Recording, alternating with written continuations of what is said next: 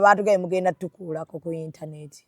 Era mbadde njagala wano oba ngambira shooting video zange mmeka ezimpisa mu January. Kati gwe shooting ezimala no kati tujja funa guidance okuva mu UCC tulabe engeri gye bagenda okikolamu because you see I think they are trying to avoid misinformation. Kubanga internet mugenda kuteekako results entu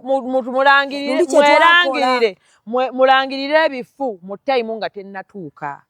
Oba kitegeera it's an illegality to declare yourself so and so Oh, people are going to come out and start declaring themselves. I've won here, I've won this, and sigwe telling center ya government, sigwe chairperson wakachiko kabyo kulonda, sigwe chikati gwebera n'ebintu byo declaration forms zobere n'ebintu byo to back up your argument.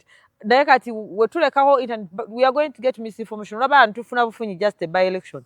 Naye ogenda okwesanga by-election yeyo nga batuteerako ku WhatsApp tuziraba results tezikwatagana. Kati abakantu mutukoze mutya? Fa aba YouTube.